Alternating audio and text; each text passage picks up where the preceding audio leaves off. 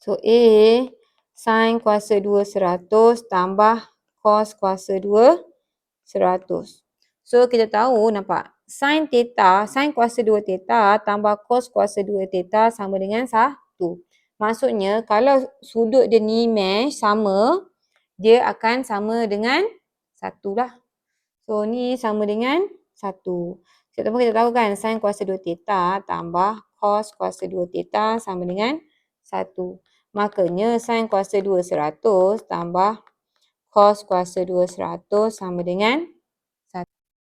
Okay, B, tangent kuasa 2 3 radian tolak secant kuasa 2 3 radian. Okay, kalau tengok theta dia ni match. Betul? Ada tak yang tangent dengan secant. Kita tahu kat sini 1 tambah tangent sama dengan secant. Betul? So ni tangent. Secant ni boleh ganti daripada ni. So kita tahu secant kuasa 2 sama dengan 1 tambah tangent kuasa 2. Sama dengan tangent kuasa 2 3 radian tolak secant adalah 1 tambah tangent kuasa 2. So radian dia tak tukar. Nampak? So yang ni tangent kuasa 2 3 radian. Tolak 1.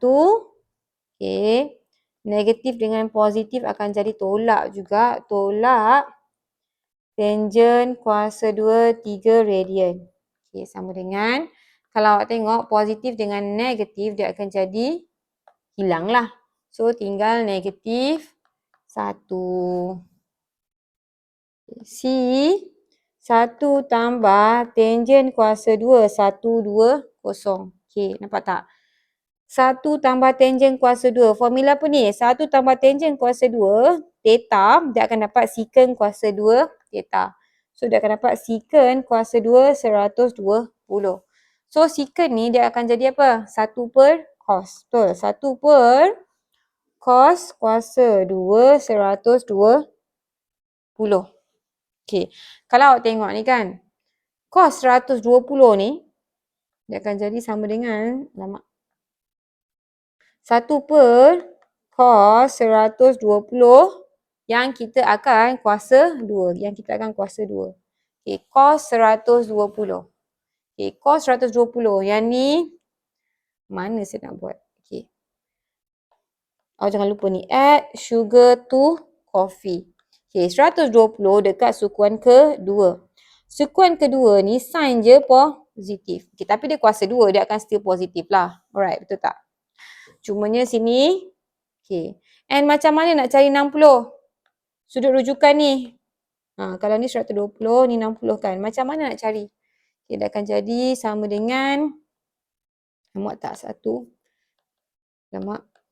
Sama dengan 1 per negatif cos 180 tolak 120 kuasa 2. Sama dengan 1 per negatif cos 60 kuasa 2. Bila tak boleh guna kalkulator, awak kena guna sudut rujukan awak lah. Macam mana? Tak segitiga.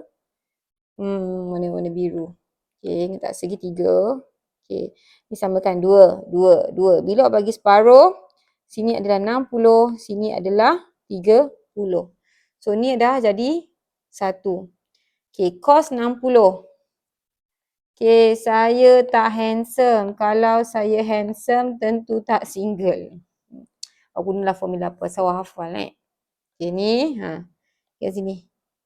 Cos sama dengan sebelah bagi hypotenuse. So 60 kat sini, betul? Sebelah dia berapa? 1. Hypotenuse dia apa? 2. Nampak tak? So ni 1, ni 2. So dia adalah 1 per 2. Sama dengan 1 per negatif 1 per 2 kuasa 2 sama dengan 1 bahagi 1 per 4 sama dengan 4.